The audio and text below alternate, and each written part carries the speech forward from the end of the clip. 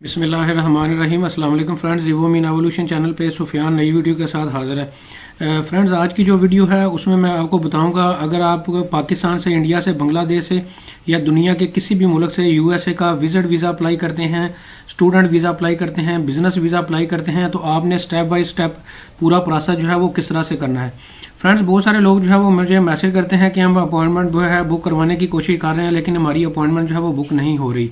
और जब फ्रेंड्स उनसे पूछा जाता है कि आपने फॉर्म DS 160 फिल कर लिया है या नहीं, तो वो यही कहते हैं कि अभी हमने ये फॉर्म नहीं फिल किया।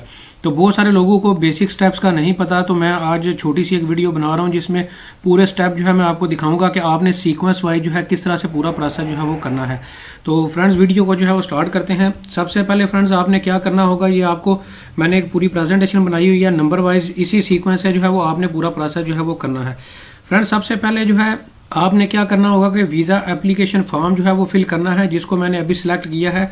ये इस फॉर्म को, वीजा एप्लीकेशन फॉर्म को फॉर्म DS 160 जो है वो कहा जाता है। फ्रेंड्स, इस वीजा एप्लीकेशन फॉर्म को सबसे पहले बेसिक स्टेप्स में आपने इस वीजा एप्लीकेशन फॉर्म को फिल करना है। चाहे आप विजिटर वीजा अप्लाई कर रहे हैं, जिसे आप नॉन इमिग्रेंट वीजा जिसे कहा जाता है यूएसए का, चाहे आप स्टूडेंट वीजा अप्लाई करने जा रहे हैं जिसको F1 वीजा कहा जाता है, चाहे आप बिजनेस वीजा अप्लाई करना जा रहे हैं। तो फ्रेंड, जो भी जिस भी कैटेगरी में आप यूएसए का वीजा अप्लाई करेंगे, तो सबसे पहले आपने फॉर्म DS 160 जो है वो फिल करना है। जब तक आप ये फिल नहीं करेंगे, आप अगले स्टेप पे नहीं जा सकते, ना ही उससे पहले अपॉइंटमेंट ले सकते हैं। क्योंकि फ्रेंड्स, जब आप अपॉइंटमेंट लेंगे, तो अपॉइंटमेंट जब आप बुक करवाएंगे, तो उससे पहले आपने फॉर्म DS 160 जो कंप्लीट किया होगा, आपने एंड पॉइंट तक उसको जो है उसका नंबर जब उसमें नहीं देंगे, तो तब तक जो है वो आप अपनी ऑनलाइन अपॉइंटमेंट जो है वो बुक नहीं करवा सकते। इसलिए सबसे पहले आपने प्रोसेस करने से पहले आपने फॉर्म DS 160 जो है वो फिल करना है। फ्रेंड, ये फॉर्म DS 160 किस तरह से फिल करना है, इसकी मैं पूरी एक लाइव वीडियो बना चुका हूं, जिसमें जो है मैंने पूरा फॉर्म फिल करके दिखाया हुआ है। चाहे आप विजिटर वीजा अप्लाई कर रहे हैं, चाहे आप स्टूडेंट वीजा अप्लाई कर रहे हैं, चाहे आप बिजनेस वीजा अप्लाई कर रहे हैं, इन पे मैंने डेडिकेटेडली वीडियोस बनाई हुई हैं। अगर आप उर्दू लैंग्वेज में सीखना चाहते हैं तो उर्दू में भी मेरी वीडियोस मौजूद हैं। अगर आप इंग्लिश लैंग्वेज में ये फॉर्म किस तरह से फिल करना है वो सीखना चाहते हैं, तो इंग्लिश वीडियो में भी मेरी जो है वो लैंग्वेज में मौजूद है। उसका लिंक जो है मैं पूरी वीडियो सीरीज जो है यूएसए की, उसका लिंक नीचे डिस्क्रिप्शन में दे दूंगा, जिसमें फॉर्म DS 160 की भी वीडियो आपको मिल जाएगी। फ्रेंड, जब आप ये फॉर्म DS 160 फिल कर लेंगे, उसके बाद आप क्या करेंगे कि आप अपनी यूएसए के लिए अपनी अपॉइंटमेंट जो है वो बुक करवाएंगे। चाहे आप पाकिस्तान से अप्लाई कर रहे हैं, चाहे आप इंडिया से अप्लाई कर रहे हैं, जहां से भी आप अप्लाई कर रहे हैं, फिर आपने अपनी अपॉइंटमेंट जो है वो बुक करवानी होगी। अगर आप पाकिस्तान से अप्लाई कर रहे हैं तो दो जगह उस पे आप अपॉइंटमेंट बुक करवा सकते हैं, एक इस्लामाबाद में बुक करवा सकते हैं और दूसरा कराची में बुक करवा सकते हैं। जो भी आपको करीब होगा वहां पे आप बुक करवाएंगे। फ्रेंड, ये अपॉइंटमेंट बुक करवाने के लिए जब आप अपना अकाउंट क्रिएट करेंगे, तो अकाउंट क्रिएशन के दरमियान ही आपको ये फॉर्म DS 160 का नंबर पूछेगा कि आपने जो फॉर्म फिल किया है वो यहाँ पे जो है वो दें। तो इसलिए जो है अपॉइंटमेंट बुक करवाने से पहले जो है आपने फॉर्म DS 160 लाजमी तौर पर फिल करना है। उसके बगैर आप डायरेक्ट अपॉइंटमेंट नहीं ले सकते। वो फ्रेंड्स एक अलग से डिस्कशन है कि इस वक्त अपॉइंटमेंट लेट मिल रही है या जल्दी मिल रही है, वो एक अलग से डिस्कशन है, लेकिन प्रोसेस आपने इसी तरह ही जो है वो करना होगा। और आज की वीडियो में मैं अपॉइंटमेंट पर ज्यादा बात नहीं करूंगा, सिर्फ आपको प्रोसेस जो है वो समझाऊंगा। फ्रेंड्स, जब आप ये फॉर्म फिल कर लेंगे, तो उसके बाद आपने क्या करना होगा कि आपने एक अपॉइंटमेंट जो है वो बुक करवाने के लिए अपनी जो है एक रजिस्ट्रेशन जो है यूएसए की एम्बेसी की ऑफिशियल वेबसाइट पे जो है वो अपॉइंटमेंट के लिए पूरा एक फॉर्म जो है वो फिल करेंगे। फ्रेंड, ये अपॉइंटमेंट किस तरह से ऑनलाइन खुद बुक करवानी है, इसकी मैं अलग से वीडियो बना चुका हूँ।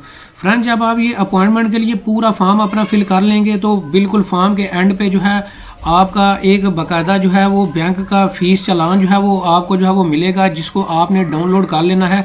ये पूरा फॉर्म फिल करने के बाद आपको अपॉइंटमेंट फिर भी नहीं मिलेगी जब तक आप वीजा फीस नहीं पे करेंगे। जब ये पूरा बुक अपॉइंटमेंट वाली पूरी प्रोसेस जो है वो कर लेंगे, एंड पे जो है वो बैंक का फीस चालान डाउनलोड कर लेंगे। फिर आपने क्या करना होगा तीसरे स्टेप में कि आपने फीस का जो चलान फॉर्म है उसको अलाइड बैंक में $160 जो है, ये पाकिस्तानी रुपीस में, आपने अलाइड बैंक के किसी भी पाकिस्तान की किसी भी ब्रांच में इसको जमा जो है वो करवाएंगे। फ्रेंड्स, यहाँ पे एक बड़ा टेक्निकल पॉइंट है जहाँ पे लोग जो है वो गलती करते हैं। जब आप फीस चलान जमा करवा लेंगे, लोग क्या करते हैं कि फीस चलान जमा करवाने के साथ ही अपनी अपॉइंटमेंट बुक करना, अपॉइंटमेंट वाले दोबारा ऑप्शन पे आते हैं और अपनी अपॉइंटमेंट बुक करवाने की कोशिश करते हैं। फ्रेंड्स, एक चीज का ख्याल रखिएगा कि जब तक आप इस फीस चालान को जो है वो जमा करवाए हुए बैंक में 24 घंटे नहीं गुजर जाएंगे, तब तक जो है आपकी बुक एंड अपॉइंटमेंट वाली ऑप्शन जो है इनेबल नहीं होगी।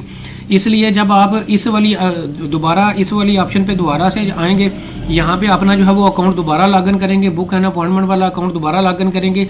जब आपकी फीस चालान जमा करवाए हुए 24 घंटे गुजरेंगे तो दोबारा आप इसी पॉइंट पे दोबारा आ जाएंगे। यहाँ पे अपना यूजर नेम पासवर्ड देंगे तो आपके सामने अपॉइंटमेंट की स्लॉट्स हैं जो आना शुरू हो जाएंगी। जब तक आप फीस जमा नहीं करवाएंगे आपके सामने अपॉइंटमेंट्स की स्लॉट्स जो है वो सामने जो है वो शो नहीं होंगी। तो लिहाजा आपने जो है इस चीज का ख्याल रखना है। ये कुछ बेसिक स्टेप्स हैं जिनकी वजह से जो है वो लोग मिस्टेक करते हैं और बार बार क्वेश्चन करके जो है वो पूछते हैं। तो ये 3 स्टेप जो है वो ये बड़े इंपॉर्टेंट हैं। इनको जब तक आप सीक्वेंस वाइज जो है वो नहीं करेंगे तब तक जो है वो आपका प्रोसेस जो है वो आगे नहीं होगा। अब फ्रेंड्स, जब आपने वीजा फीस जमा करवा दी उसके बाद आप दोबारा यहाँ पे आपने लॉगिन आके अपनी अपॉइंटमेंट बुक करवा ली। फिर आपने क्या करना होगा कि आप अपने डॉक्यूमेंट्स की एक फाइल जो है वो तैयार करेंगे। इंटरव्यू के लिए अपनी तैयारी जो है वो करेंगे। आपका इंटरव्यू जब भी होगा, इसके लिए कौन कौन से डॉक्यूमेंट साथ लेके जाने हैं इसकी भी मैं वीडियो बना चुका हूँ, उसका लिंक भी मैं नीचे डिस्क्रिप्शन में दे दूंगा। इसके अलावा फ्रेंड्स, आपने जिस दिन आपकी अपॉइंटमेंट होगी उस दिन आपका जो है वो इंटरव्यू होगा और उसी दिन ही, इंटरव्यू वाले दिन ही आपका जो है वो डिसीजन कर दिया जाएगा। ड्यूरिंग इंटरव्यू के बाद आपको बता दिया जाएगा कि आपका वो वीजा मिल रहा है या नहीं मिल रहा। अगर आपको एम्बेसी ने वीजा ग्रांट करना होगा तो एम्बेसी आपसे बाकी डॉक्यूमेंट्स और आपका पासपोर्ट जो है वो अपने पास रख लेगी और आपका वीजा जो है वो स्टिकर करके आपको 1 या 2 वीक के बाद आपका पासपोर्ट जो है वो वापस कर दिया जाएगा। और अगर खुदा न खास्ता इन केस आपका वीजा रिफ्यूज हो जाता है तो आपको उसी वक्त जो है वो पासपोर्ट आपसे नहीं लिया जाएगा, आपको उसी वक्त पासपोर्ट जो है वो वापस कर दिया जाएगा। आपका प्रोसेस वहीं पे खत्म हो जाएगा। वीजा का डिसीजन फ्रेंड्स मैं ऑलरेडी आपको जो है वो बता चुका हूँ कि उसी दिन हो जाएगा जिस दिन जो है वो आप वहां पे इंटरव्यू के लिए अपीयर होंगे। उसी दिन आपका वीजे का डिसीजन आपको जो है वो बता दिया जाएगा कि आया आपको वीजा ग्रांट होना है या नहीं। तो फ्रेंड्स, ये पूरा प्रोसेस आपने इस तरह से करना है।